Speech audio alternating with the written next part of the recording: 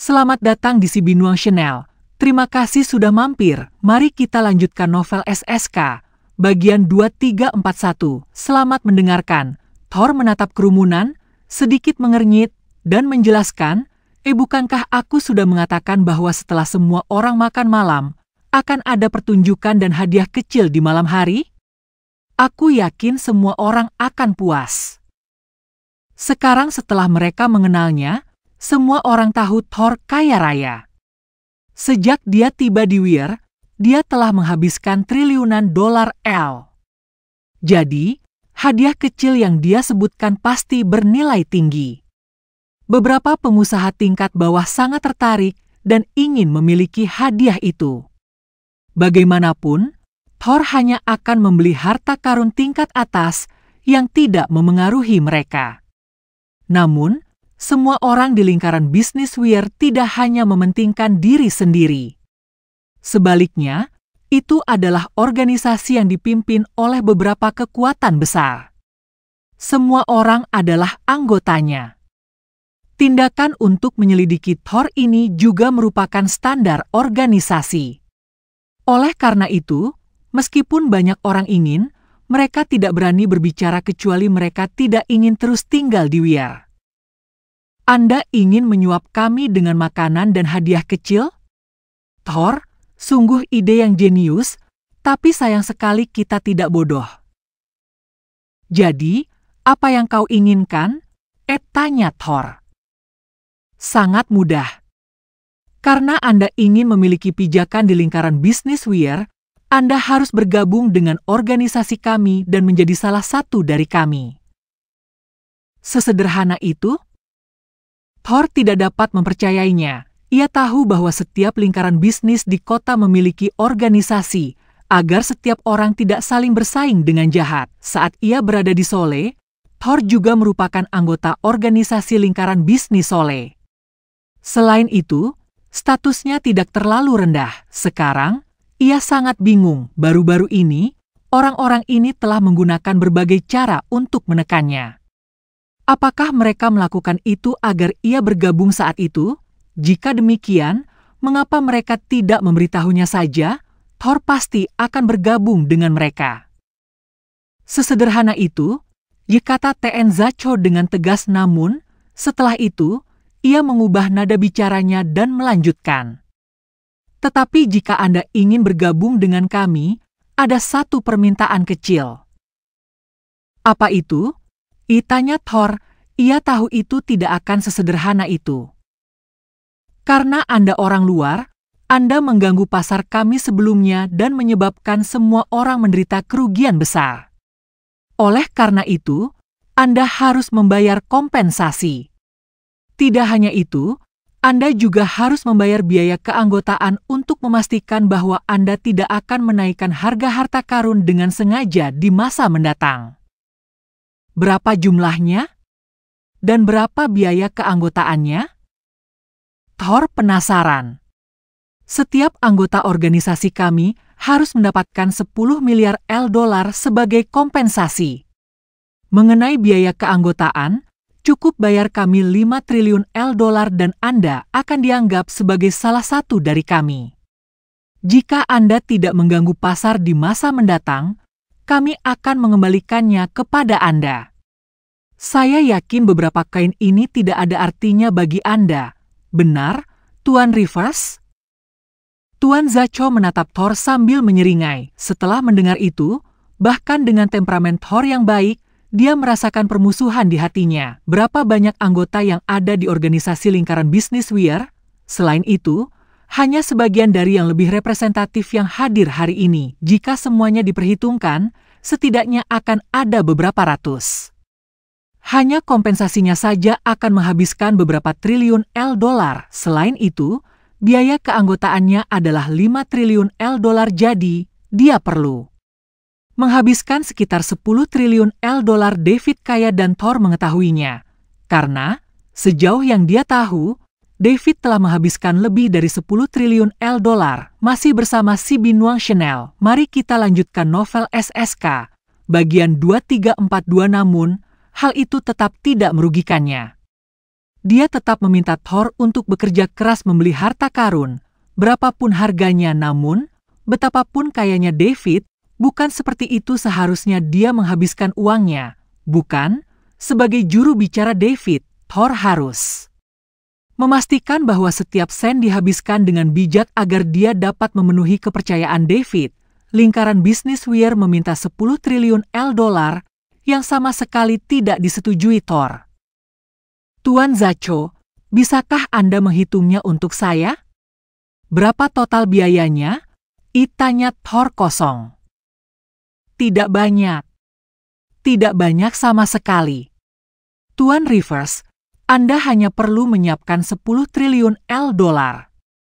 Jika Anda tidak memilikinya, saya akan menebusnya, kata Tuan Zacho sambil tersenyum. 10 triliun. Tuan Zacho, beraninya Anda. Thor mencibir. Tuan Rivers, Anda salah paham. Ini bukan keputusan saya sendiri, tetapi keputusan semua pengusaha di Weir. Tuan Zacho menatap Thor dengan tidak setuju. Ketika Thor mendengar itu, dia menatap 100 lebih orang yang hadir dan mereka semua tampak tidak ada hubungannya dengan ini. Jadi, Thor memutuskan untuk berhenti berkompromi. Tugas utamanya hari ini adalah mengumpulkan orang-orang penting dari lingkaran bisnis Weir. Adapun sisanya, dia akan menyerahkannya kepada Tuan David. Awalnya, dia ingin menyelesaikan masalah ini dengan damai, sehingga dia tidak membutuhkan Tuan David untuk maju. Tetapi karena itu tidak berhasil, tidak ada yang bisa dia lakukan. Jadi, Thor melihat sekeliling dan berkata dengan keras, semuanya, aku..." Begitu lelaki tua itu berbicara, dia langsung digaungkan oleh banyak pengusaha. "Pak Tua Amarello benar.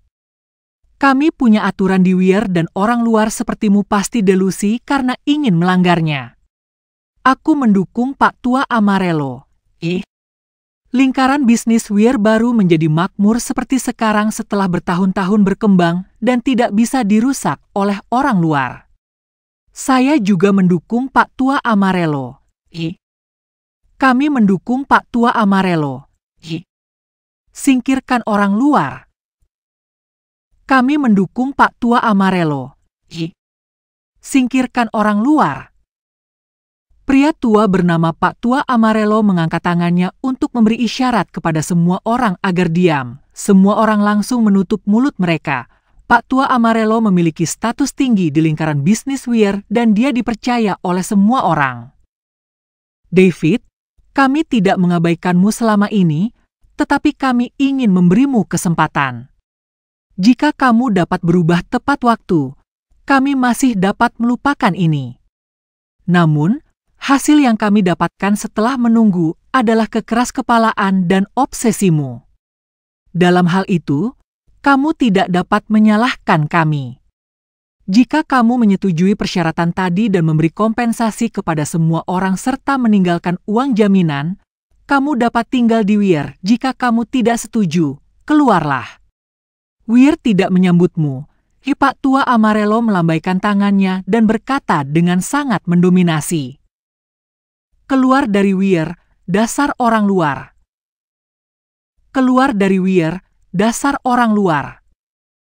Situasinya sekarang berat sebelah. Saat ini, David tampaknya telah menjadi musuh publik. David sama sekali tidak terganggu dan tersenyum acuh tak acuh. Menurutnya, orang-orang di depannya ini hanyalah gerombolan dan mereka tidak ada bedanya dengan semut. Jadi bagaimana jika mereka banyak?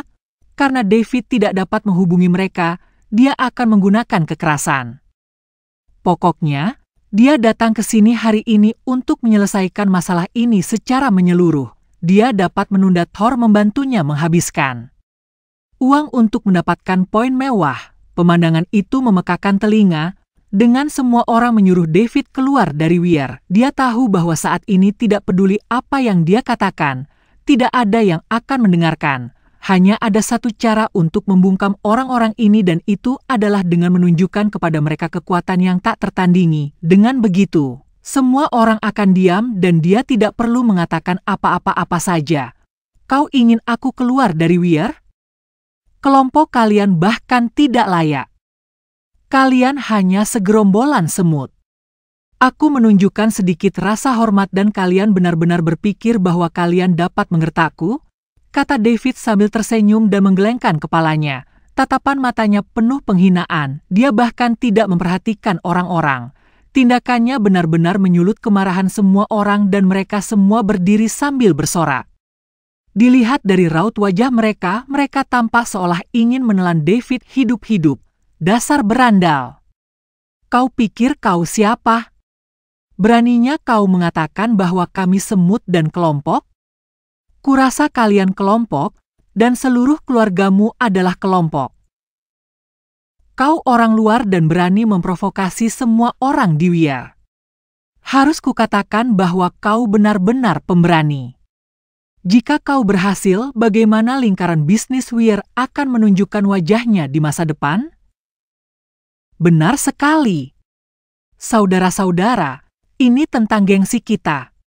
Semua orang harus melepaskan prasangka mereka, bersatu, dan berbicara dengan suara bulat.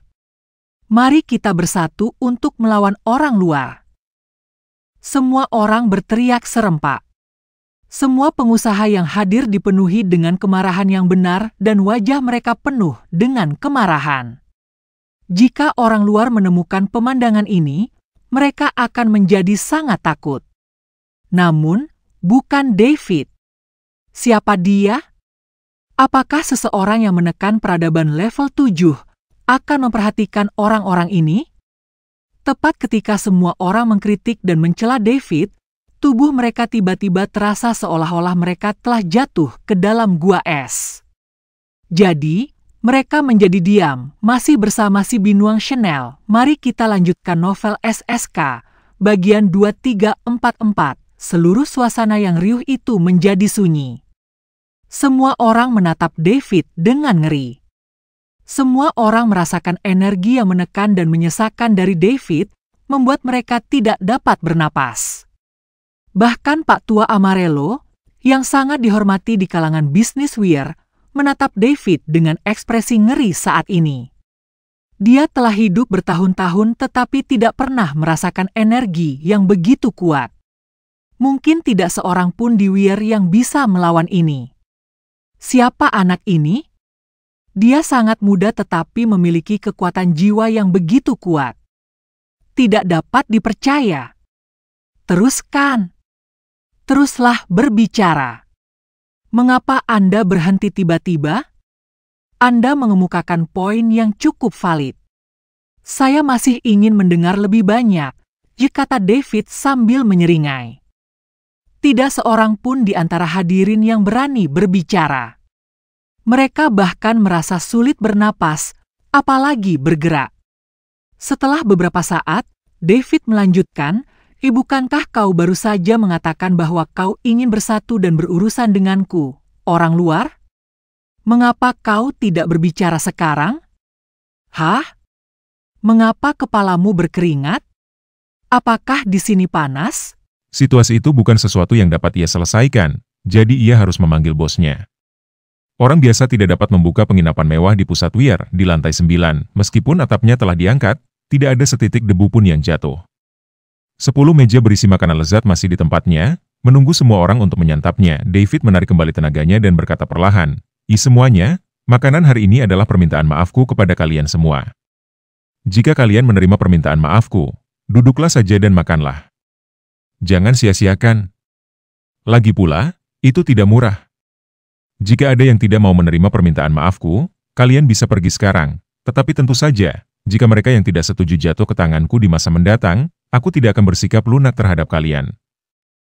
Beban berat yang membebani semua orang menghilang, semua orang bersandar di meja dan mulai terengah-engah, tekanan tadi terlalu besar.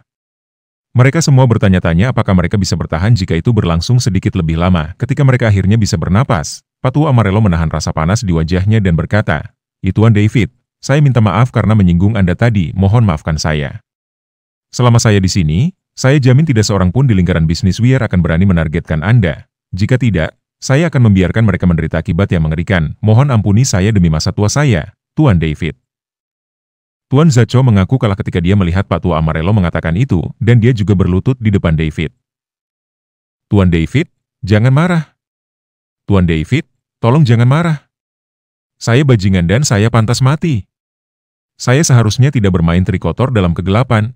Tampar. Tampar. Saat berbicara, Tuan Zacho menampar dirinya sendiri. Pada saat ini, dia sangat menyesal. Dia menyesal menjadi orang pertama yang berbicara. Bukankah dia sedang mencari kematian dengan melakukan itu? Bukankah sudah kukatakan bahwa kita akan tetap berteman di masa depan jika kau menghabiskan makanan ini? Kalau tidak, kau akan menjadi musuhku. Terserah kau mau menjadi teman atau musuhku, kata David tanpa ekspresi. Aku akan makan. Aku akan makan semuanya. Selama Tuan David memberiku jalan keluar, aku akan melakukan apa saja. Tuan Zacho berdiri dan segera duduk di meja makan. Dia takut jika dia lambat, dia akan dibunuh oleh David. Dia tidak akan ragu bahkan jika David memintanya untuk makan kotoran, apalagi makanan yang sangat berharga. Lagi pula, dibandingkan mempermalukan dirinya sendiri, hidup lebih penting paling buruk. Dia akan meninggalkan sangkar roh nanti dan tidak akan pernah kembali. Lalu, Pak Tua Amarelo mulai bergerak juga. Melihat ini, yang lain mulai mengikutinya. Tidak ada yang ingin menjadi musuh orang yang begitu berkuasa seperti David. Reverse, saat pemilik penginapan datang, ganti rugi dia 3 kali lipat dari harga kerugian. Aku serahkan sisanya padamu. Ya, Tuan David, jawab Thor dengan hormat, matanya dipenuhi kekaguman. Seperti yang diharapkan dari Tuan David, tidak ada yang tidak bisa dia selesaikan. David melirik ke lantai 9. Kemudian, dengan gemetar, dia menghilang seketika dengan intimidasinya hari ini. Dia yakin tidak akan ada lagi orang-orang picik yang berani menghalanginya. Ketika dia kembali ke kediamannya, Pebles segera datang dan melemparkan dirinya ke pelukan David. Davi, kenapa kamu lama sekali? Tanya gadis kecil itu sambil cemberut. Apakah aku lama sekali? Aku kembali segera setelah semuanya selesai. Aku tidak menunda sama sekali. David membelai kepala Pebles dan berkata dengan penuh kasih sayang. Sudah lama sekali. Aku sudah menunggu lama sekali. Oke. Aku akan berusaha untuk tidak keluar rumah sesering mungkin di masa depan. Dan jika aku melakukannya, aku akan mengajakmu. Oke? Davi, aku hanya bercanda. Tidak apa-apa jika kamu tidak mengajakku jika kamu ada urusan yang harus diselesaikan. Aku akan menunggumu di rumah. Gadis kecil itu berkata dengan senyum tiba-tiba. Itulah gadis baikku, Pebles. David juga tertawa. Tapi aku punya satu syarat. Masih bersama si Binuang Chanel. Mari kita lanjutkan novel SSK, bagian 2346. Syarat apa? David penasaran. Kemanapun kau pergi di masa depan, kau harus kembali. Jangan tinggalkan aku di sini sendirian, oke? Gadis kecil itu tiba-tiba berkata dengan serius. David menatap Pebles, bertanya-tanya mengapa dia berkata begitu. Apakah dia mengingat sesuatu? Dia tidak pernah meninggalkannya sebelumnya. Oke. Aku janji. Selama kau tidak meninggalkan Davi, Davi tidak akan meninggalkanmu. David juga berkata dengan serius. Oke. Davi, ini kesepakatan. Ini adalah kesepakatan kita, dan tidak seorang pun boleh mengingkarinya. Aku akan menjadi pengantin Davi saat aku dewasa, jadi aku akan tetap di sisi Davi selama sisa hidupku.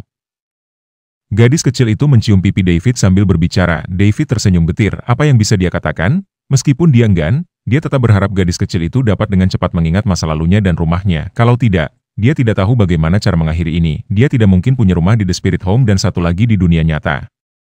Bagaimana jika Pebles meminta untuk menemuinya di dunia nyata? Sejujurnya, David bingung mengapa setiap wanita yang berhubungan dengannya menyukainya sejak dia mendapatkan sistem. Waktu berlalu dengan cepat. 3 bulan kemudian, Kerajaan Bintang, Sekte Iridescent. David membuka matanya, cahaya keemasan bersinar dari matanya tetapi dengan cepat menghilang. Dia berdiri dan temperamennya menjadi semakin tidak terduga. Baru saja, dia menghabiskan 100.000 poin mewah untuk meningkatkan kekuatan pikirannya. Kali ini, kekuatan pikiran David telah mencapai alam penguasa, level tertinggi 1. Kekuatannya di dunia nyata tidak berubah, tetapi kekuatannya di The Spirit Cage telah meningkat. Lagi, alasan mengapa dia meningkatkan kekuatan pikirannya terlebih dahulu adalah karena dia masih perlu tinggal di The Spirit Cage untuk sementara waktu, dan dia mungkin akan segera meninggalkan kota tingkat pertama Wierke, kota utama. Seiring berjalannya waktu, nafsu makan Pebles semakin besar dan dia menjadi semakin banyak menuntut. Harta karun biasa tidak lagi berpengaruh banyak padanya. Jadi, Wier hampir tidak bisa memuaskannya lagi. Pada akhirnya, mereka hanya bisa pergi ke kota utama untuk menghabiskan lebih banyak uang dan membeli harta karun yang lebih baik. Akan sulit jika mereka tidak memiliki cukup kekuatan saat tiba di kota utama. Kekuatan jiwa seorang penguasa tertinggi seharusnya cukup untuk menghadapi semua krisis. Di dunia nyata, alam penguasa parsial sudah cukup. Peningkatan kekuatan pikiran tidak akan meningkatkan kekuatan tempur, tetapi masih membantu dalam hal pertahanan, jadi itu tidak sia-sia. Setelah mengguncang tubuhnya, David tampak lebih energik. Matanya lebih cerah seolah-olah bisa melihat menembus segala sesuatu di dunia. Dia tampak lebih menawan dalam segala hal yang dia lakukan. Dia sudah tampan, jadi selain penampilannya yang energik dan temperamennya yang luar biasa, dia seperti feromon berjalan. Setiap wanita yang melihatnya tidak akan pernah melupakannya. David melihat tubuhnya dan dia cukup puas. Setelah dia membuka panel sistem, kolom pikirannya menunjukkan bahwa dia berada di level tertinggi 1. Kekuatan tempurnya masih di alam penguasa parsial. Dia menghabiskan 100.000 poin mewah sehingga dia masih memiliki beberapa ratus poin tersisa. Setelah merapikan pakaiannya, David keluar dari ruang rahasia masih bersama si Binuang Chanel. Mari kita lanjutkan novel SSK, bagian 2347, setengah tahun kemudian Kandang Roh, Weir.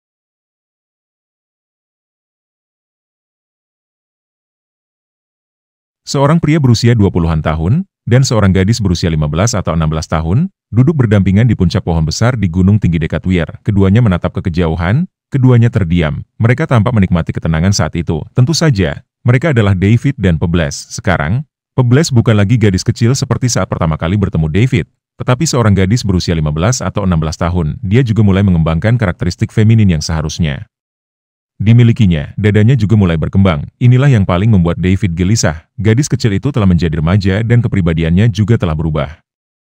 Dia tidak lagi nakal seperti sebelumnya, tetapi dia masih belum mengubah kebiasaannya untuk menciumnya. Hal ini membuatnya mustahil untuk menghindari kontak fisik tertentu. David telah berulang kali mengingatkan Pebles tentang hal ini dan bahkan berbicara serius dengannya tentang batasan antara laki-laki dan perempuan.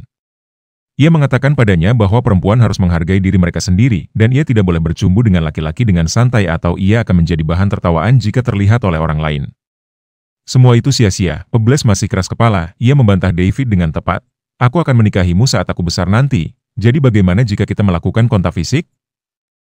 David terdiam setelah mendengar itu. Di beberapa daerah miskin di bumi, seorang gadis berusia 15 atau 16 tahun akan menikah. Tentu saja, David tidak berani memberitahu Pebbles. Jika tidak, ia mungkin akan langsung menikah dengannya. Belum lagi, seiring Pebbles tumbuh, wajahnya yang semula bulat dan menggemaskan berangsur-angsur menjadi dewasa. Lemak bayinya hilang, ia benar-benar cantik. Saat ia berusia 18 tahun dan mengalami transformasi lagi, kecantikannya yang memukau akan merusak negara dan menyebabkan penderitaan bagi rakyat. Selain itu, Pebbles tidak lemah bicara atau lemah. Saat ia tumbuh, ia tampak sedikit gagah berani dan tampak tangguh. Meskipun ia tidak tampak sangat tua dan tampak baru berusia sekitar 15 atau 16 tahun, ia memiliki kepribadian yang luar biasa. Sekilas, orang bisa tahu bahwa ia dilahirkan dalam keluarga bangsawan. Keteraturan ini sama sekali tidak dapat dipupuk oleh kekuatan biasa. Bahkan jika gadis kecil itu bukan dari kekuatan teratas di peradaban level 9 Layla, keluarganya mungkin adalah keluarga yang berada pada level yang sama, kebangsawanan. Yang terpancar dari tubuhnya adalah bawaan dan berasal dari kedalaman jiwanya daripada diungkapkan dengan sengaja. Baru-baru ini, Pebbles sering membawa David ke tempat tertinggi di sekitar Weir. Kemudian, ia akan duduk dengan tenang di puncak pohon dan tidak diketahui apa yang sedang terjadi dalam pikirannya. David merasa bahwa gadis kecil itu mungkin mengingat sebagian dari masa lalunya. Ia ingin tahu tetapi ia telah berjanji kepada Pebbles bahwa ia tidak akan bertanya lagi kecuali ia mengambil inisiatif untuk menceritakannya. Setiap kali mereka datang ke sini, David hanya bisa menemaninya dengan tenang. Kemudian, mereka akan kembali bersama saat gadis itu merasa puas. Saat ia merasa bosan, David menyalakan sistem. Tidak ada yang berubah, masih bersama si Binuang Chanel. Mari kita lanjutkan novel SSK, bagian 2348. Namun, poin mewahnya telah meningkat menjadi lebih dari 80.000 poin setelah setengah tahun akumulasi. Dia hanya membutuhkan 10.000 lagi untuk meningkatkan tubuhnya ke alam penguasa. Setelah tercapai, kekuatan tempurnya di dunia nyata akan mengalami perubahan yang mengguncang bumi. Peningkatan ini akan mengangkatnya dari penguasa parsial menjadi penguasa sejati. Meskipun hanya selisih setengah langkah, dalam pertarungan nyata, seorang penguasa dapat menghancurkan penguasa parsial hanya dengan satu jari. Keduanya sama sekali tidak berada di level yang sama. David awalnya ingin pergi ke kota utama terlebih dahulu, tetapi setengah tahun telah berlalu sejak dia tinggal, jadi dia memutuskan untuk menunggu beberapa bulan, mengumpulkan 100.000 poin mewah, dan meningkatkan tubuhnya sebelum pergi. Sejak menghalangi lingkaran bisnis Weir setengah tahun yang lalu, perjalanannya tidak mulus selama 6 bulan terakhir. Beberapa pasukan besar datang untuk menyelidiki David, tetapi pada akhirnya, mereka semua ketakutan ketika David menunjukkan sebagian kekuatannya. Jadi, tidak ada yang mengganggunya sampai sekarang. Sementara David sedang berpikir keras, Pebbles tiba-tiba menoleh dan bertanya, "Idavi, apa yang sedang kamu pikirkan?" "Oh, tidak ada. Aku hanya berpikir apakah kita harus meninggalkan Weir. Sebagian besar harta karun berharga di sini berada di tangan beberapa pasukan besar, dan kita telah membeli hampir semua yang tersebar. Jika kamu ingin terus berkembang, kamu membutuhkan harta karun dengan kualitas yang lebih baik, yang hanya dapat dibeli di kota utama." David kembali sadar dan berkata, "Davi, terima kasih sudah begitu baik padaku. Kamu selalu begitu peduli padaku. Senang bertemu denganmu." Gadis kecil itu menunjukkan senyum penuh pengertian. "Karena kamu memperlakukanku seperti kakak laki-lakimu, aku harus memperlakukanmu dengan baik. Jadilah baik, Pebbles, jangan terlalu rendah hati padaku di masa depan atau aku akan tidak senang," kata David sambil ingin mengulurkan tangan dan menepuk kepala Pebbles seperti sebelumnya. Namun, dia berhenti di tengah jalan. Pebbles bukan lagi gadis kecil seperti dulu, dan tindakan ini tampak tidak pada tempatnya. Melihat tangan David di udara, gadis itu menyipitkan matanya yang besar dan indah sedikit sebelum memiringkan kepalanya ke arah tangan David yang diam. Dia bisa merasakan sesuatu di tangannya. David menyentuhnya dengan lembut dan dengan cepat menarik tangannya. "Aku tahu, Davi, jangan khawatir. Aku tidak akan bersikap begitu rendah hati kepadamu lagi karena aku akan menikahimu saat aku besar nanti. Jadi kita harus berbagi segalanya, kan?" kata gadis itu sambil tersenyum. Matanya menyipit membentuk bulan sabit dan tampak memukau. "Oh, hehe. Ya." Begitu Pebbles mengatakan itu, David merasakan sakit kepala yang hebat dan hanya bisa menjawab dengan senyum pahit.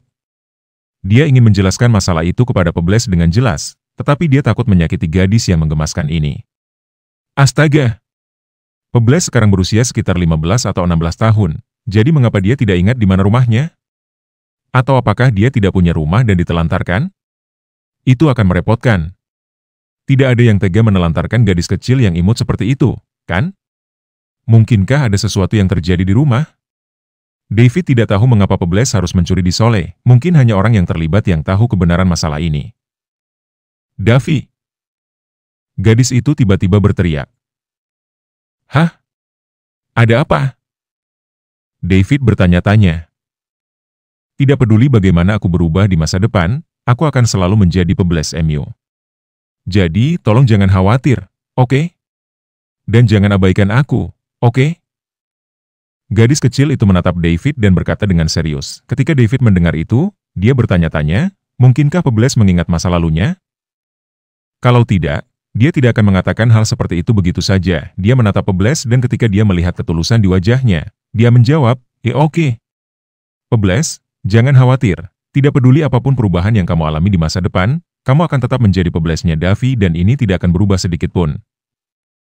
Dev, kamu sangat baik. Saya sangat beruntung masih bersama si Binuang Chanel. Mari kita lanjutkan Noveles SK. Bagian 2349. Keduanya bersandar satu sama lain seperti ini, diam-diam menunggu waktu berlalu. Melihat hari mulai gelap, David pun berbicara. Pebles, hari mulai gelap, ayo kita kembali. Kita tinggal sedikit lebih lama, Davy. Aku belum mau kembali, jawab Pebles. David tersenyum kecut mendengar ini. Seolah-olah mereka akan berpisah setelah mereka kembali. Kecuali ketika David kembali ke dunia nyata, keduanya hampir tidak terpisahkan. Namun, karena gadis itu mengajukan permintaan, David harus memenuhinya. Bagaimanapun, malam tidak berpengaruh pada mereka. Davy, kau jelas tahu bahwa aku mengingat sesuatu dari masa lalu. Mengapa kau tidak bertanya padaku? Gadis itu bertanya kepada David sambil mencondongkan tubuhnya lebih dekat. Bukankah aku sudah bilang padamu terakhir kali? Bahwa aku tidak akan menanyakan hal seperti ini di masa mendatang, dan kamu juga tidak boleh memikirkannya. Akan lebih baik jika kamu bisa mengingatnya sendiri. Jangan takut jika kamu tidak bisa mengingatnya juga karena aku akan selalu mendukungmu, jawab David. Davy, kamu baik sekali. Aku memang mengingat banyak hal selama ini tetapi tidak lengkap. Aku selalu merasa ada sesuatu yang penting yang harus kulakukan, tetapi aku masih tidak bisa mengingatnya. Aku sangat kesal. Kalau begitu jangan pikirkan itu. Ada kehendak Tuhan dalam segala hal. Ketika saatnya bagimu untuk mengingat, kamu akan mengingatnya dengan sendirinya. Tetapi ketika kamu tidak bisa, tidak ada gunanya mencoba. Kamu bahkan mungkin akan jatuh dalam kecemasan dan rasa sakit. Jadi, biarkan saja semuanya terjadi secara alami. Oke. Davy, begitu. Ketika aku mengingat semuanya, aku akan memberitahumu dan tidak akan menyembunyikan apapun darimu. Tidak apa-apa. Tidak masalah apakah kamu memberitahuku atau tidak. Aku hanya ingin kamu menjalani kehidupan yang baik. Tidak ada yang penting lagi. 2 bulan kemudian, poin mewah David mencapai angka 100.000 lagi. Pertama-tama ia menemui Thor dan Beanie untuk mengatakan bahwa mereka akan meninggalkan Weir dalam beberapa hari untuk pergi ke kota utama terdekat. Pada saat yang sama, ia juga bertanya apakah mereka ingin pergi. Keduanya tentu saja tidak punya pendapat. Bisa mengikuti David adalah berkat terbesar mereka. Jadi kemanapun tuan mereka pergi, tentu saja mereka akan pergi karena mereka bersedia mengikuti. David meminta keduanya untuk bersiap. Kemudian, ia memberitahu Pebles sebelum ia kembali ke dunia nyata untuk meningkatkan tubuhnya. Setelah 2 bulan, Pebles berusia sekitar 16 atau 17 tahun. Perubahan fisiknya juga meningkat. David benar-benar tidak tahan lagi. Di bumi, seorang gadis berusia 16 atau 17 tahun seperti Pebles akan segera menjadi dewasa dan wanita muda. Tetap saja, ia akan mengubur dirinya dalam pelukannya setiap hari. Bagaimana ia akan menjelaskan kepada orang luar jika mereka melihat ini? Gadis itu sama sekali tidak peduli. Tetapi David peduli. Dia baru berusia 20-an. Seperti apa penampilannya saat menggendong Pebles yang berusia 16 atau 17 tahun di tangannya? Untuk waktu yang lama, David tidak berani keluar bersama Pebles. Bahkan jika dia keluar, dia akan berlari secepat yang dia bisa ke suatu tempat di gunung tempat tidak ada seorang pun di sekitarnya. David punya rencana. Setelah dia meningkatkan tubuhnya dan kembali, dia akan memastikan untuk berbicara dengan Pebles. Dia tidak bisa lagi meringkuk di pelukannya setiap hari kapanpun dia mau, seorang wanita. Muda harus berperilaku seperti wanita muda. Hanya butuh 2 tahun bagi Pebles untuk berubah dari seorang gadis berusia 7 atau 8 tahun menjadi seorang wanita muda berusia 16 atau 17 tahun. Bahkan bisa dikatakan bahwa David membesarkan Pebles. Dalam 2 tahun, mereka menghabiskan lebih dari 90% waktu mereka bersama. Mereka hanya berpisah selama 1 atau 2 bulan. Setiap kali David kembali ke dunia nyata, ia akan kembali dalam waktu 2 atau 3 hari paling lama. Terkadang dalam 1 hari masih. Bersama si Binuang Chanel, mari kita lanjutkan noveles SK. Bagian 2350. Biasanya, setelah David pergi, Pebles akan menunggunya di rumah. Namun, kali ini tidak. Tak lama setelah David pergi, gadis itu mengeluarkan selembar kertas dari kamar dan mulai menulis. Tak lama kemudian, kertas itu memenuhi seluruh halaman. Setelah itu, ia meletakkan kertas yang ditulisnya di atas meja dan menaruh cangkir di atasnya. Pebles mengamati kamar itu dengan saksama, dengan pandangan enggan di matanya. Ia memutuskan untuk bersikap tegas. Segera setelah itu, ia beranjak dan menghilang dari kamar itu. Hanya tersisa 2 tetes air mata bening yang jatuh di atas meja. Ketika Pebles muncul kembali, ia sedang berdiri di atas pohon di puncak bukit tempat ia sering datang bersama David. Saat dia melihat hutan tak berujung di kejauhan, Pebles bergumam pada dirinya sendiri, Davi, Pebles akan pergi. Terima kasih telah menjagaku selama ini. Jika memungkinkan, aku ingin tetap di sampingmu, tetapi aku masih memiliki hal-hal yang sangat penting untuk dilakukan, dan jika aku tidak pergi, mungkin tidak lama lagi kau akan terlibat juga, Davi. Aku ingin kau selalu aman dan hidup bahagia. Aku berharap suatu hari kita bisa bertemu di Leila. Mungkin saat itu, kau akan terkejut. Tapi Davi, kau berjanji padaku bahwa tidak peduli apapun perubahan yang akan kualami di masa depan, kau tidak akan mengubah perasaanmu sedikit pun kepadaku. Aku akan tetap menjadi Pebles MU. Saat itu, kekuatan yang tersembunyi di tubuh gadis itu mulai meledak keluar dan memenuhi tubuh mungilnya. Sebenarnya, Pebles telah menahan diri selama beberapa hari ini. Dia sudah bisa melepaskan kekuatan yang tersembunyi di tubuhnya ini beberapa hari yang lalu. Dia tahu bahwa David akan pergi setiap 8 atau 10 hari, jadi itulah sebabnya dia menunggu sampai sekarang. Itu karena dia tidak ingin mengucapkan selamat tinggal padanya secara langsung. Saat itu, dia takut dia akan enggan untuk pergi. Kekuatan yang sangat besar itu menyebabkan ekspresi kesakitan di wajahnya. Karena itu, dia terus mengatupkan giginya dan bertahan. Perlahan, dengan kekuatan yang menyebar ke setiap sudut tubuhnya, bayangan samar muncul di belakang gadis itu. Dia mengenakan baju besi wanita, memperlihatkan sebagian kulitnya yang putih seperti salju.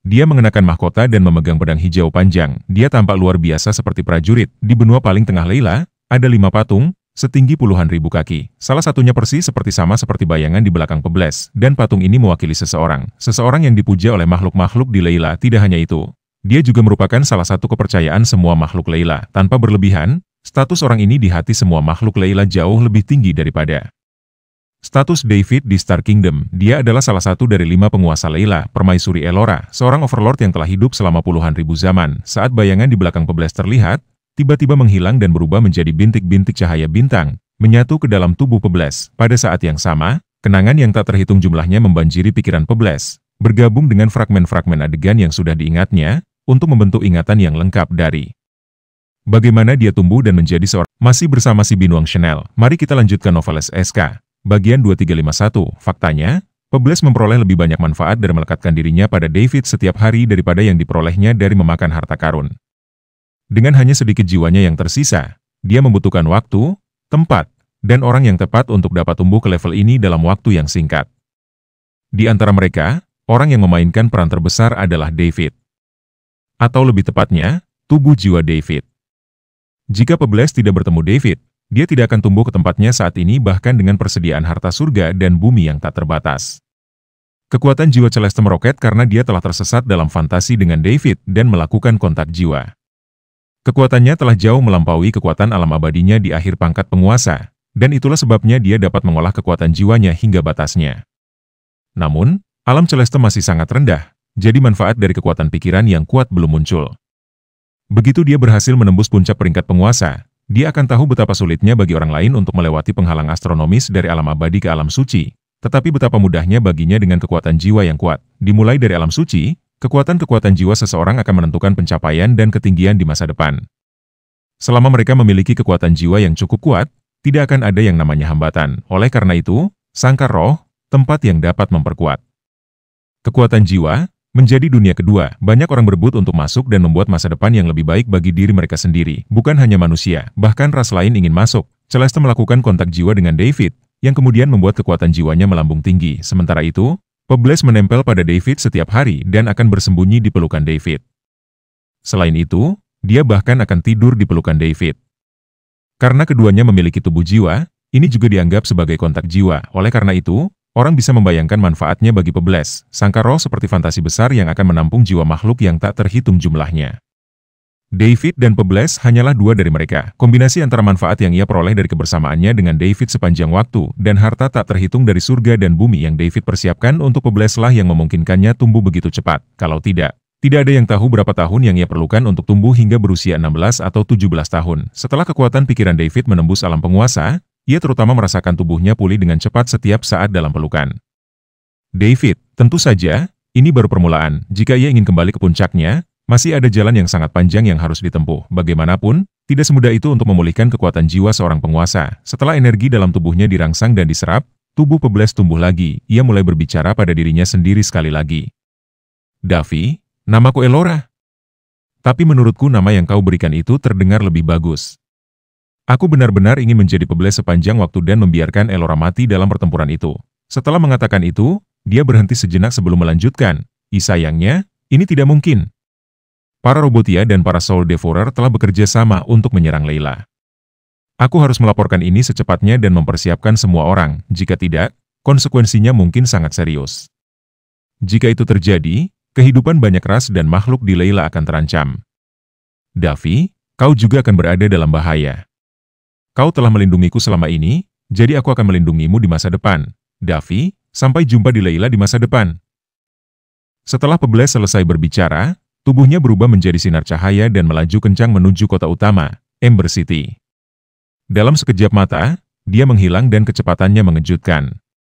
Meskipun ingatannya telah pulih dan dia tahu nama dan identitasnya, kekuatan jiwanya masih jauh dari puncak, jadi dia bahkan tidak bisa meninggalkan The Spirit Cage. Dia membutuhkan lebih banyak harta surga dan bumi yang berharga untuk memulihkannya. Setidaknya, dia perlu memulihkan kekuatan jiwanya sampai dia bisa meninggalkan The Spirit Cage dan kembali ke dunia nyata. Menghadapi serangan diam-diam gabungan dari Robotia dan Soul Devourers, dia meledakkan dirinya sendiri untuk mencari kesempatan hidup. Masa tersulit kini telah berakhir.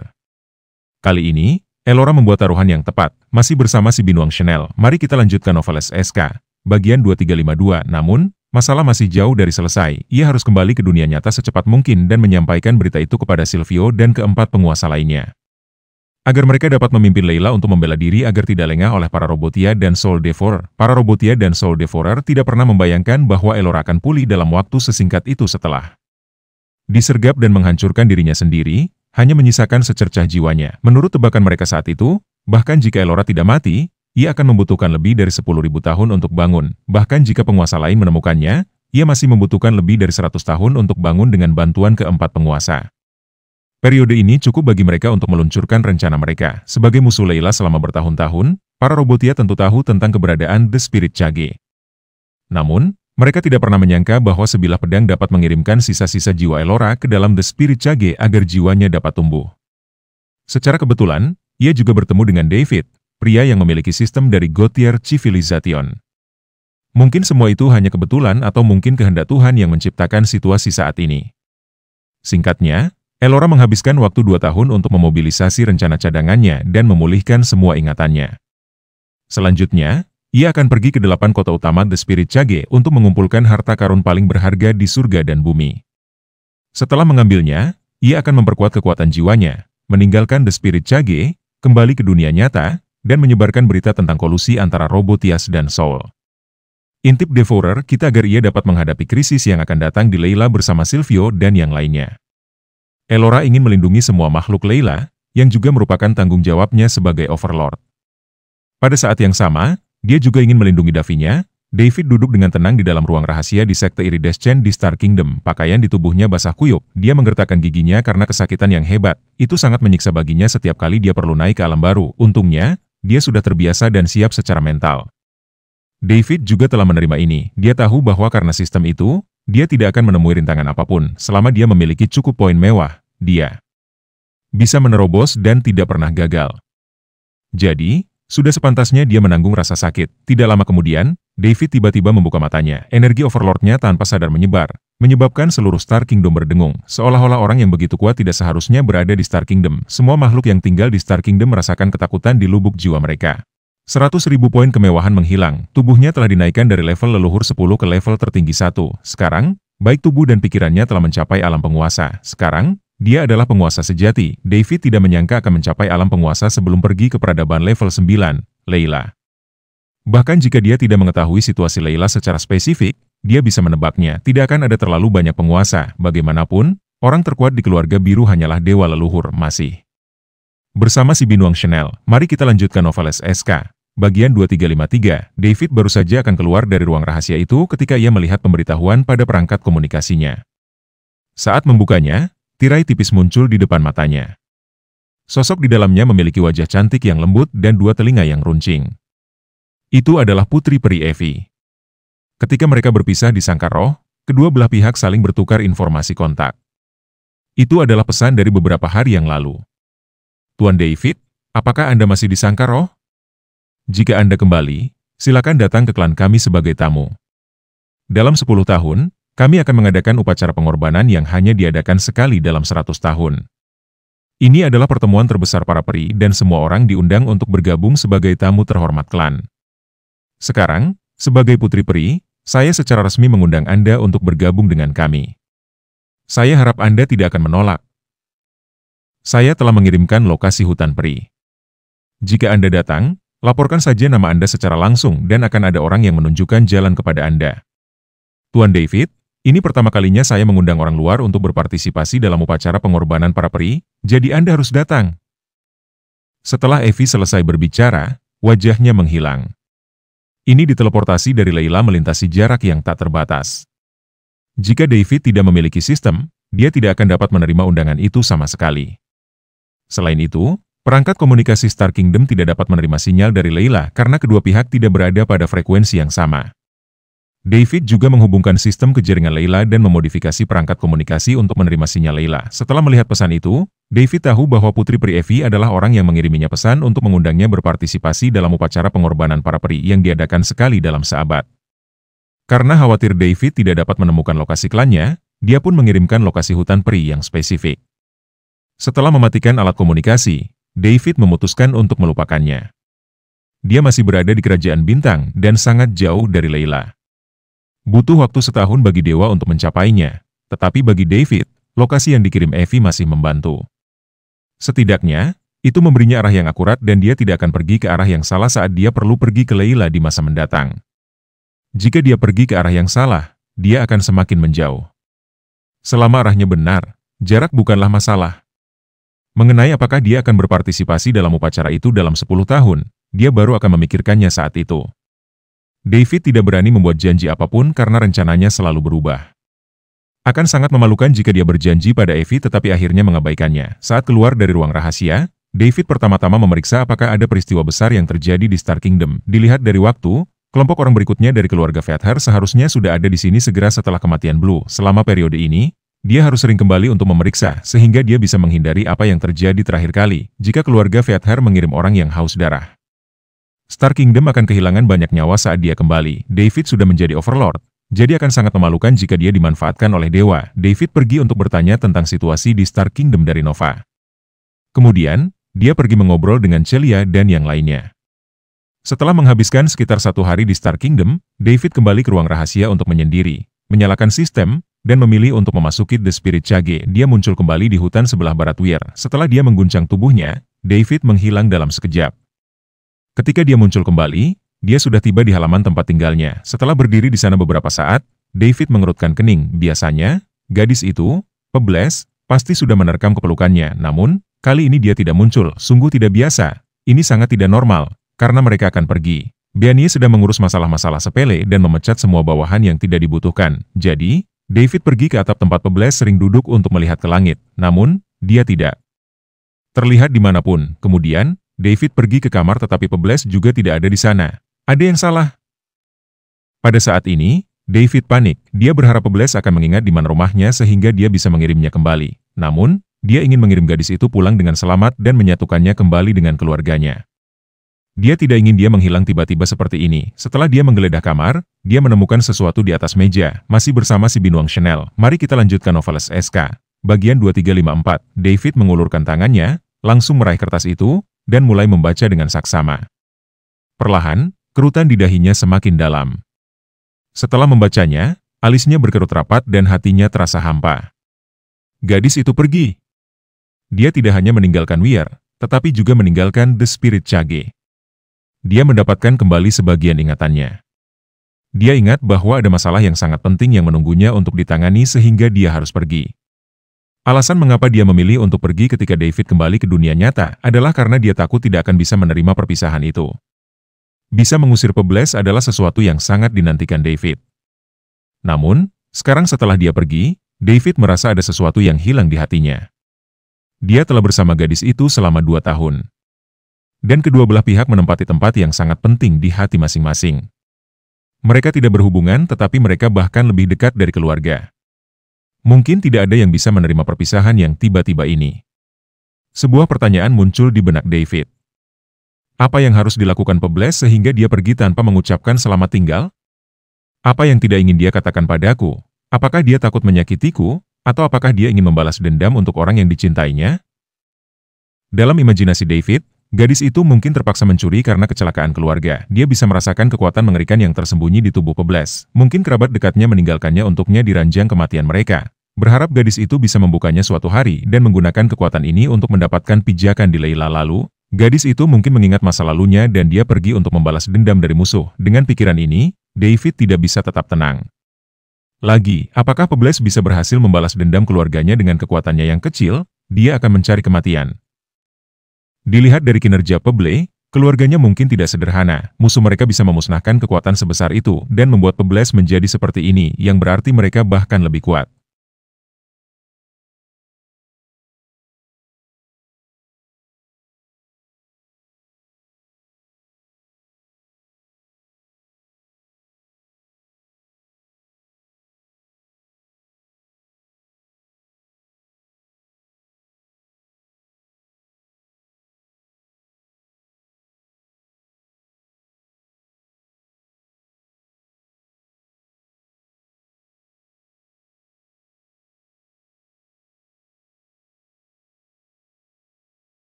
Bukankah Pebles akan mencari kematian jika dia membalas dendam dengan kekuatan ini?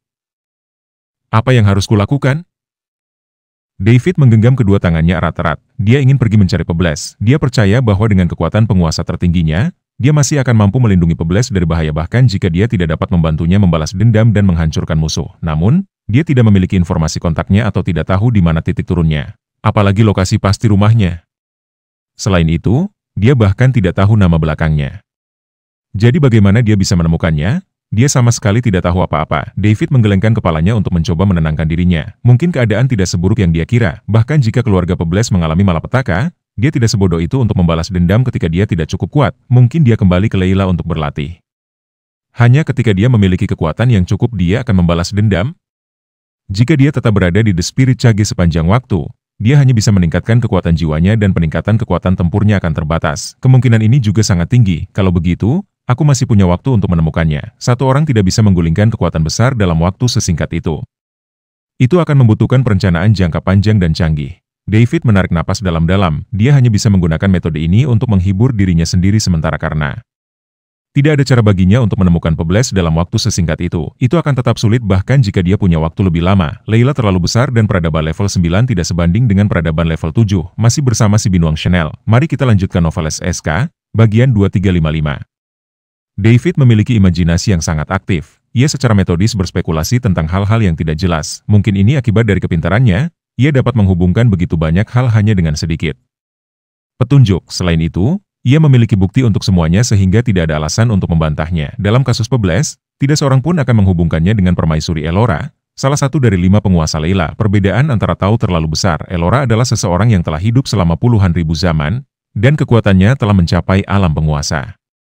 Jadi bagaimana ia bisa berhubungan dengan seorang gadis kecil? Selain meninggalkan surat yang memberitahu David untuk tidak mengkhawatirkannya dan bahwa ia akan datang kepada David setelah masalah tersebut diselesaikan, Pebbles tidak meninggalkan petunjuk yang berguna. David tidak dapat melakukan apapun dengan baik karena ia tidak dapat menemukan Pebbles.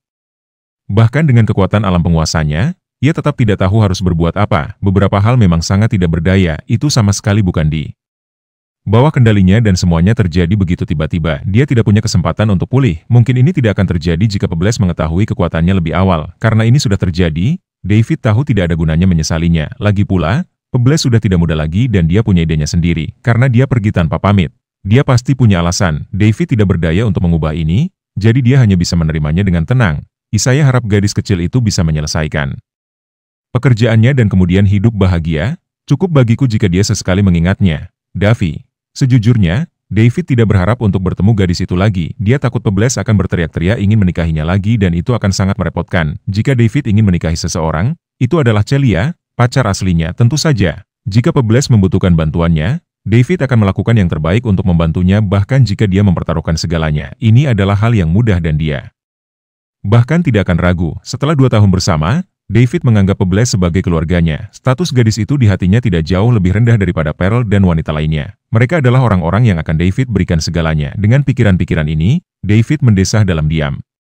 Ketika dia meremas jari telunjuk dan ibu jarinya yang memegang kertas dengan ringan, surat Pebbles langsung berubah menjadi abu dan menghilang ke udara. Awalnya, David ingin pergi ke kota utama, kota Ember, untuk membeli lebih banyak harta karun surga dan bumi yang berharga bagi Pebbles sehingga dia bisa tumbuh lebih cepat dan mendapatkan lebih banyak poin kemewahan. Namun, gadis itu pergi sebelum mereka meninggalkan Weir. Meskipun Pebbles sudah pergi, mereka tetap akan menuju kota Ember. Setelah tiba di kota Ember dan membantu Thor berakar di kota Ember, David dapat menghabiskan lebih banyak waktu di dunia nyata. Dia hanya akan mampir sesekali dan memperbaiki masalah. Bagi David, poin kemewahan tetap menjadi prioritas utamanya. Bahkan jika dia tidak membutuhkannya sekarang, itu tidak berarti dia tidak membutuhkannya di masa depan. Tentu saja, semakin tinggi kekuatannya, semakin baik. Bahkan jika kekuatannya ditingkatkan hingga batas maksimal, dia masih bisa menghabiskan poinnya yang melimpah untuk cloning. Keterampilan itu terlalu berguna dan ketika digunakan dalam pertarungan yang sebenarnya, itu sangat menantang surga. Memiliki klon tidak semudah memiliki beberapa pembantu lagi. Mereka adalah penguat super yang dapat menghancurkan diri sendiri dan mengorbankan diri mereka sendiri untuk menyelamatkan bentuk utama pada saat kritis. Jika David memiliki cukup esensi darah, tidak masalah berapa banyak musuh yang dia miliki, selama kekuatan mereka tidak terlalu berbeda dan pihak lain tidak dapat menghancurkannya dengan segera. David masih akan memiliki kepercayaan diri untuk melawan mereka. Masih bersama si Binuang Chanel, mari kita lanjutkan novel SK, bagian 2356. Oleh karena itu, dia tentu tidak akan lupa untuk meningkatkan cloningnya saat dia punya kesempatan. Dia menyalakan sistem dan melihat cloning. Saat ini, cloningnya berada di level 3, 3 tetes esensi darah dapat memanggil 3 klon dengan kekuatan yang sama. Menurut perhitungan David, 10.000 poin Lavish diperlukan untuk naik ke level 4. Karena hanya ketika poin Lavishnya mencapai 10.000, tanda plus akan muncul di kolom cloning untuk menunjukkan bahwa dia dapat meningkatkan. Ketika poin Lavishnya lebih rendah dari 10.000, tanda plus di kolom cloning tidak akan muncul dan peningkatan tidak diperbolehkan. Ini menunjukkan bahwa 10.000 poin Lavish adalah standar untuk meningkatkan cloning dari level 3 ke 4. Namun, tidak diketahui berapa banyak klon yang dapat dipanggil David di level 4. Jika hanya meningkat dari 3 menjadi 4, maka David merasa bahwa sistem terlalu pelit. Bagaimanapun, itu membutuhkan 10.000 poin Lavish. Skill lainnya bisa ditingkatkan hanya dengan 100 poin, tetapi poin yang dibutuhkan untuk cloning dimulai dari 10.000.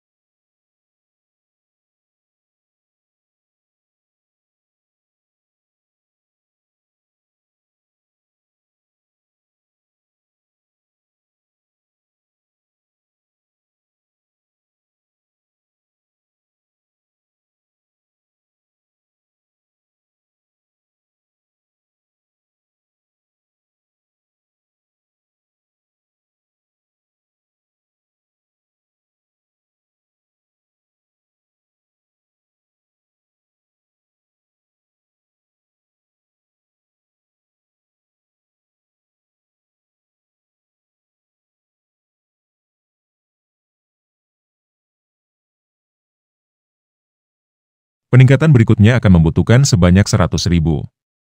Dan berikutnya, 1 juta. Jika David menghabiskan begitu banyak poin untuk hanya mendapatkan 1 klon tambahan, itu tanpa sedikit tidak masuk akal. David mengira bahwa setiap peningkatan untuk cloning tidak hanya akan memberinya 1 klon tambahan. Namun, itu tidak akan diketahui sampai setelah peningkatan selesai. Untuk saat ini, poinnya yang mewah masih jauh dari 10.000. Setelah dia menyingkirkan sistemnya, dia berhenti mengkhawatirkan Pebles dan cloningnya.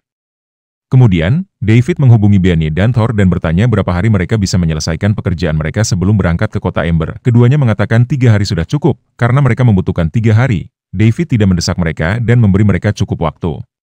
Dia tidak punya hal penting untuk diurus, jadi, dia memberitahu mereka bahwa mereka akan meninggalkan Weir dalam 3 hari. Kemudian, David langsung keluar dari The Spirit Cage dari kamarnya. Pebles sudah pergi jadi dia tidak perlu lari ke hutan di sekitarnya. Tempat terbaik untuk keluar dari The Spirit Cage adalah kamar di rumahnya sendiri. Tidak ada yang berani datang ke sini tanpa pengekangan Pebles. David jauh lebih bebas, dia bisa pergi dan kembali kapanpun dia mau. Tidak ada seorang pun di sini yang mengganggunya dan kehidupan seperti ini adalah favorit David. Namun, dia tidak terbiasa dengan itu. Saat dia bersama Celia dan yang lainnya, pikirannya sering mengembara dia tanpa sadar bertanya-tanya apa yang terjadi pada gadis itu. Apakah dia dalam bahaya? Apakah dia membutuhkan bantuannya? Apakah dia akan diculik oleh orang jahat? David tanpa sadar akan memikirkan Pebles dalam skenario mengkhawatirkan yang berada di luar kendalinya. Ini akan membuat para wanita khawatir karena mereka mengira ada hal lain yang terjadi. Ini belum pernah terjadi pada David sebelumnya, jadi, satu persatu, mereka berkumpul untuk bertanya tentangnya. Setelah penjelasan yang panjang, David harus mengungkapkan kepada mereka sedikit tentang kekuatannya. Dia memberitahu Celia dan yang lainnya bahwa mereka tidak perlu khawatir tentang keluarga Feather. Bahkan jika mereka keluar dengan kekuatan penuh, mereka tidak akan dapat menyebabkan kerusakan apapun pada Star Kingdom. Sekarang, dia tidak takut pada apapun dan tidak ada yang bisa menjadi ancaman baginya. Ini membuat semua orang merasa lega namun, mereka tetap tidak berani bersantai. Bagaimanapun, kinerja David agak tidak normal. Dalam 3 hari itu, David sering bepergian bolak-balik antara The Spirit Cage dan dunia nyata. Dia melakukannya puluhan kali. Setiap kali, dia berharap Pebles hanya mempermainkannya dan akan kembali dengan selamat. Dia kecewa setiap kali. Perlahan, David mulai menerima kenyataan dari situasi tersebut. Tidak mungkin Pebles akan kembali dalam waktu dekat. Sesuai dengan surat yang ditinggalkannya, dia akan kembali untuk David setelah mengurus hal yang harus dilakukan. David tidak tahu apa lagi yang bisa dia lakukan kecuali menunggu. Aku harus terus meningkatkan kekuatanku. Akan sangat buruk jika Pebles kembali dan membutuhkan bantuan. Tetapi saya tidak memiliki cukup kekuatan. Akhirnya, David menemukan motivasi untuk terus maju lagi. Masih bersama si Binuang Chanel, mari kita lanjutkan novel SK. Bagian 2357, Sangkar Roh, sebuah cahaya dengan cepat mendekati kota Ember, salah satu dari 8 kota utama saat energi yang kuat itu menghilang. Orang-orang kuat di kota Ember dapat merasakannya dari jarak yang jauh. 3 orang kuat rata segera keluar dari kota untuk menghalangi cahaya itu. Ketiganya adalah seorang pria tua, seorang pria paruhbaya, dan seorang wanita paruhbaya. Mereka adalah kepala dari 3 keluarga besar di kota Ember, keluarga Birch, Campbell, dan Vidales. Setiap keluarga yang dapat menguasai kota utama di Sangkar Roh pasti juga merupakan negara adikuasa di peradaban level 9 Leila. Mereka tidak dapat dibandingkan dengan orang-orang biasa di Weir, karena ketiganya adalah kepala keluarga. Masing-masing di Sangkar Roh, itu berarti status mereka juga akan tinggi di keluarga mereka, dan mereka mungkin berada di urutan kedua setelah keberadaan kepala keluarga mereka. Ketiganya saling memandang dan mereka dapat melihat keraguan di mata masing-masing. Sudah bertahun-tahun sejak seseorang yang kuat masuk ke kota Ember, 3 keluarga besar telah bertempur, baik secara terbuka maupun diam-diam, selama bertahun-tahun dan terus-menerus berselisih, tetapi begitu musuh asing menyerbu kota Ember, mereka akan segera bersatu untuk menghadapi musuh dan melindungi kota Ember. Itulah aturannya. Saat ini, cahaya itu telah mencapai bagian depan ketiganya dan berhenti. Namun, yang mengejutkan ketiganya adalah cahaya itu berubah menjadi bola cahaya hijau dan mereka tidak dapat melihat apa yang ada di dalamnya. Tentu saja, cahaya hijau ini adalah permaisuri Elora yang datang dari Weir tidak lama setelah ingatannya pulih. Dia juga Pebles, yang telah bersama David selama 2 tahun. Siapa kamu? Apa tujuanmu datang ke kota Ember? Orang tua itu bertanya terlebih dahulu. Meskipun orang ini memiliki energi yang kuat, ketiga keluarga besar itu juga tidak lemah. Kalian bertiga mewakili 3 kekuatan terkuat di kota Ember, kan? Elora tidak menjawab tetapi malah bertanya kepada mereka bertiga. Mereka bertiga sangat terkejut mendengar suara seorang wanita muda. Mereka tidak menyangka bahwa orang kuat di depan mereka adalah seorang wanita. Tepat sekali. Kami mewakili keluarga Birch, Campbell, dan Vidales di kota Ember. Bolehkah saya tahu apa yang bisa kami bantu? Kali ini seorang wanita cantik setengah baya yang berbicara. Karena kalian adalah anggota dari 3 keluarga besar kota Ember, Sekarang saya memberi kalian tugas untuk segera mengumpulkan semua harta karun surga dan bumi yang berharga di kota Ember. Ingat, saya hanya menginginkan yang berharga dan tidak menginginkan sampah. Setelah itu, serahkan semuanya kepadaku. Cepatlah. Saya sudah membuang banyak waktu, jadi saya tidak bisa menunda lagi. Setelah mengumpulkannya dari kota Ember, saya harus pergi ke 7 kota utama lainnya untuk mengumpulkan lebih banyak lagi. Kedengarannya seperti Elora sedang memberi perintah kepada mereka, dan pada saat yang sama, dia juga terdengar mendesak. Dia harus keluar dan menyampaikan berita itu kepada 4 penguasa lainnya setelah dia pulih dan harus melakukannya sesegera mungkin. Namun, ketiganya sama sekali tidak terburu-buru, sebaliknya, mereka ingin tertawa. Orang ini tiba-tiba muncul dan memerintahkan mereka untuk mengumpulkan semua harta karun di kota Ember untuknya. Hal konyol seperti itu benar-benar terjadi. Siapa? Dia?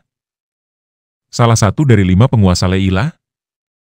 Keluarga Birch, Campbell, dan Vidales adalah salah satu pasukan Leila yang paling kuat. Mereka semua memiliki Grandmaster yang merupakan penguasa parsial. Kecuali 5 penguasa Leila, tidak ada yang berani memerintahkan mereka untuk melakukan apapun. Sekarang, orang yang begitu tak kenal takut telah muncul di hadapan mereka. Nyonya, Anda bercanda, kan? Tanya pria parubaya itu. Saya tidak bercanda. Saya telah menyia-nyiakan 2 tahun dan saya tidak dapat menunda lebih lama lagi. Jika tidak, konsekuensinya akan sangat serius, lanjut Elora.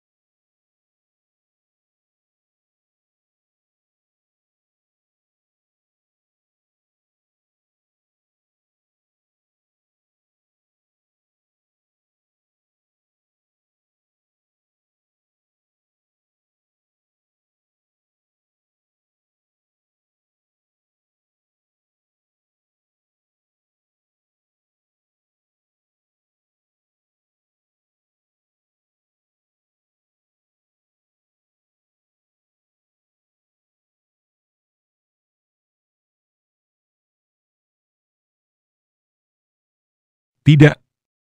Lalu mengapa Anda membuat permintaan yang mustahil seperti itu? Meskipun keluarga kami adalah yang terbesar di kota Ember, kami tetap tidak dapat memimpin pasukan lain. Dan bahkan jika kami bisa, mengapa kami harus melakukan itu? Apa pentingnya bagi kami bahwa akan ada konsekuensi yang mengerikan jika Anda membuang-buang waktu lagi? Jika tidak ada yang lain, silakan tinggalkan kota Ember. Kamu tidak diterima di sini. Orang tua itu langsung menolak permintaan pihak lain. Dia mengakui bahwa lawannya kuat. Namun, dia tidak bisa menyetujui permintaan pihak lain. Masih bersama si Binuang Chanel, mari kita lanjutkan novel SSK. Bagian 2358, jika bukan karena tekanan luar biasa yang dirasakannya darinya, dan mengetahui bahwa dia bukan tandingannya, dia mungkin telah menyerangnya sejak lama. Mengapa dia membuang-buang napas di sini? Elora menyadari bahwa dia ditolak dengan tegas. Setelah ingatannya pulih sepenuhnya, dia secara alami mengambil identitas Elora, kecuali Silvio, keempat penguasa, siapa yang berani menolaknya, mereka akan melaksanakan setiap perintah tanpa keberatan. Tanpa diduga, dia ditolak, dan baru saat itulah dia mengerti. Mereka tidak tahu bahwa dia adalah permaisuri Elora, salah satu dari 5 penguasa Leila. Kau mungkin belum tahu identitasku, kata Elora tiba-tiba. Tidak ada gunanya tidak peduli siapa kau. Jika kau tidak pergi, jangan salahkan kami karena bekerja sama untuk menindasmu. Jika kau masih bisa mengatakan itu setelah melihatku, aku akan pergi tanpa melihat ke belakang. Setelah Elora selesai berbicara, lampu hijau menghilang untuk memperlihatkan dirinya di dalam. Dia tidak menunjukkan dirinya di awal karena dia takut menimbulkan sensasi. Bagaimanapun, patungnya didirikan di tengah Leila, dan banyak sekali makhluk yang mengunjunginya setiap hari. Beberapa bahkan datang setelah bersusah payah, hanya untuk mengunjungi 5 patung tinggi, yang semuanya setinggi puluhan ribu kaki. Kelima penguasa Leila ada di hati hampir setiap makhluk di Leila. Permaisuri Elora adalah kepercayaan semua makhluk perempuan. Siapapun yang berani berbicara buruk tentang kelima penguasa Leila di Leila akan mati dengan menyakitkan. Di bawah tatapan ketiganya, cahaya hijau menghilang, dan seorang wanita muncul. Mata wanita parubaya itu membelalak karena terkejut. Elora adalah idola dan panutannya. Elora juga merupakan arah yang sedang ia tuju dengan keras. Ia berharap suatu hari nanti ia akan berdiri setinggi Elora, menerima pemujaan dan kekaguman dari semua makhluk di Layla. Kedua pria itu juga mengenali orang di depan mereka. Bagaimanapun, ketiganya memiliki status tinggi di Layla dan merupakan tokoh penting dalam kekuatan super. Jadi, mereka sudah mentato wajah kelima penguasa Layla di dalam hati mereka. Kau? Ketiganya tergagap cukup lama, tidak dapat membentuk kalimat. Penampakan Elora mengejutkan mereka, begitu mengejutkannya sehingga otak mereka tidak dapat berpikir jernih. Kau benar. Aku permaisuri Elora. Aku datang ke kandang roh untuk beberapa alasan khusus. Sekarang aku butuh bantuanmu untuk mengumpulkan semua harta karun berharga di kota Ember dan tidak menyebarkannya agar tidak menimbulkan sensasi, kata Elora dengan suara dalam. Apakah kau benar-benar permaisuri Elora? Wanita parubaya itu bertanya dengan tidak percaya. Dia tidak pernah menduga hal ini. Mengapa permaisuri Elora ada di kandang roh? Siapapun di levelnya tidak perlu meningkatkan kekuatan jiwa mereka lagi, kan? Aku belum pernah mendengar ada satupun dari kelima penguasa Layla yang masuk ke kandang roh. Mengapa permaisuri Elora membutuhkan begitu banyak harta karun? Masih bersama si Binuang Chanel, mari kita lanjutkan novel SSK, bagian 2359. Aku yakin kalian sudah tahu di dalam hati kalian kalau aku adalah permaisuri Elora. Atau apakah kalian pikir seseorang berpura-pura kepadaku untuk menipu orang? Berapa banyak nyawa yang dimiliki orang itu yang berani melakukan ini? Jawab Elora dengan tenang. Ketiganya merasa lega mendengarnya. Meskipun mereka tidak tahu mengapa permaisuri Elora datang ke kandang roh dan membutuhkan begitu banyak harta. Seperti yang dikatakan permaisuri Elora, siapa yang berani berpura-pura menjadi dirinya?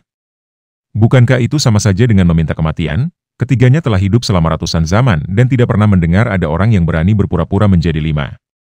Penguasa Layla, siapapun yang berani berbicara buruk tentang lima penguasa Layla akan dikerumuni dan diserang. Apalagi berpura-pura menjadi mereka. Ini menunjukkan betapa tingginya status lima penguasa Layla di hati Layla. Meskipun mereka memiliki beberapa keraguan di hati mereka, mereka tidak berani berjudi. Jika mereka salah, itu akan menjadi kejahatan dan seluruh garis keturunan mereka akan dimusnahkan. Salem Birch menyapa Anda, permaisuri Elora.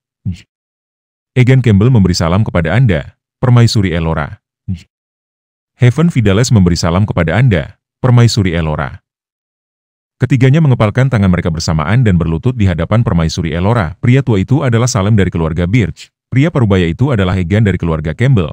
Dan wanita parubaya itu adalah Heaven dari keluarga Vidales. Lewati formalitas. Pergi dan selesaikan apa yang telah kuminta kepada Anda secepat mungkin. Masalah ini adalah hidup dan mati seluruh Layla. Jangan ceroboh, mencari konten lainnya. Dan jangan sebarkan ke dunia luar, kalau tidak mati. Diperintah Elora dengan serius. Dia telah mempertimbangkan dengan saksama sebelum memutuskan untuk memberitahu mereka tentang keseriusan masalah ini. Siapapun yang bisa menjadi salah satu penguasa kota utama The Spirit Cage pasti memiliki keluarga yang cukup kuat yang mendukung mereka. Bahkan di Layla, mereka akan menjadi salah satu yang teratas. Cepat atau lambat, mereka akan mengetahui tentang Robotia dan Soul Devourer yang bekerja sama untuk menyerang Layla. Melindungi Layla, rumah semua orang, bukan hanya tanggung jawab kelima penguasa Layla tetapi juga semua pasukan di Layla. Mereka yang kekuatannya rendah mungkin tidak berpartisipasi, tetapi itu wajib bagi pasukan yang kuat. Jika tidak, akan sulit untuk mempertahankan wilayah seluas Layla jika mereka hanya mengandalkan kekuatan para penguasa Layla. Bagaimanapun, cepat atau lambat, mereka akan mengetahuinya. Elora memutuskan untuk memberitahu mereka lebih awal sehingga mereka dapat mengerahkan segenap hati dan jiwa mereka untuk menyelesaikan semuanya. Setelah mendengar kata-kata Elora, ketiganya terkejut. Apa yang akan melibatkan hidup dan mati seluruh Layla? Apakah musuh asing menyerang Layla? Ketiganya tidak berani lalai. Permaisuri Elora, jangan khawatir, kami akan segera mengikuti instruksi Anda. Kami akan menyelesaikan pengumpulan harta karun di kota Ember dan menyerahkannya kepada Anda secepat mungkin. Permaisuri Elora, harap tunggu. Salem segera berjanji. Cepat pergi. Aku akan mengingat apa yang telah kau lakukan setelah ini selesai dan aku akan memberimu hadiah sesuai dengan jasamu.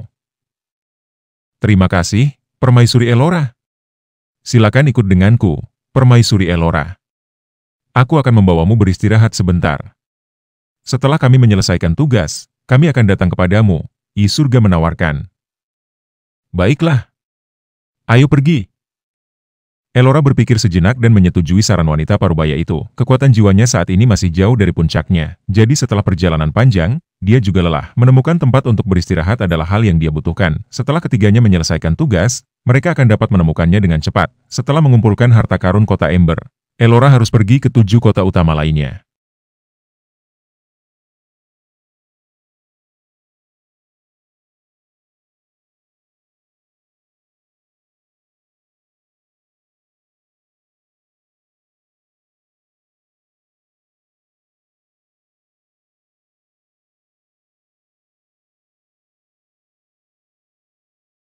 Dia juga akan meminta pasukan lokal untuk mengumpulkan harta karun untuknya seperti yang dia lakukan di sini. Harta karun surga dan bumi dari satu kota utama tidak akan cukup baginya untuk memulihkan banyak hal, jadi dia harus pergi ke beberapa kota lagi. Jika 8 kota utama tidak cukup, dia harus pergi ke kota tingkat pertama. Ketika ketiganya mencegat permaisuri Elora di udara, banyak orang kuat di kota Ember juga menonton. Masih bersama si Binuang Chanel, mari kita lanjutkan novel SSK, bagian 2360. Mereka tidak berani mendekat. Siapapun yang bisa memberitahu 3 orang terkuat di kota Ember tidak boleh diremehkan. Jika terjadi perkelahian, mereka akan terjebak jika terlalu dekat. Lebih aman untuk menjaga jarak. Salem dan Egan pertama-tama kembali ke kota Ember dan membubarkan para tokoh penting yang berkumpul.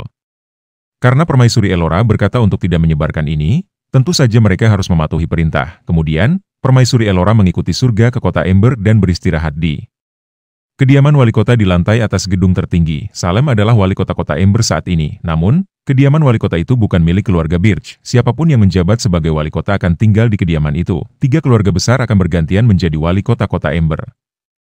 Permaisuri Elora, Anda beristirahatlah di sini sebentar. Kami akan menyelesaikan tugas yang Anda berikan untuk mengumpulkan semua harta karun berharga di kota Ember, kata Salem dengan hormat. Permaisuri Elora, silakan beristirahat, kata Egan dan surga juga. Baiklah, berhentilah membuang-buang waktu untuk hal-hal yang tidak berguna ini. Selesaikan semuanya dengan cepat karena ini lebih penting daripada apapun. Aku tidak suka semua hal yang dangkal ini. Pada saat ini, permaisuri Elora telah kembali ke bola lampu hijau. Dia mulai terdengar tidak sabar. Para Robotia dan Soul Devourer menatap Layla dengan penuh nafsu.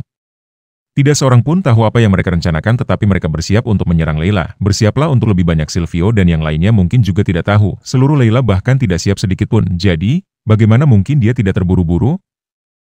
Ya, permaisuri Elora. Kami akan pergi sekarang.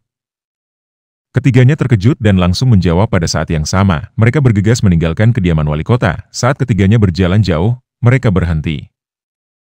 Wali kota Salem, apa pendapatmu tentang ini? Ditanya Egan. Surga juga melihat ke atas. Salem adalah yang tertua dan juga wali kota Ember City saat ini, jadi dia jauh lebih kuat daripada 2 lainnya. Itulah sebabnya mereka berdua harus meminta pendapatnya jika menyangkut sesuatu yang seserius masalah permaisuri Elora.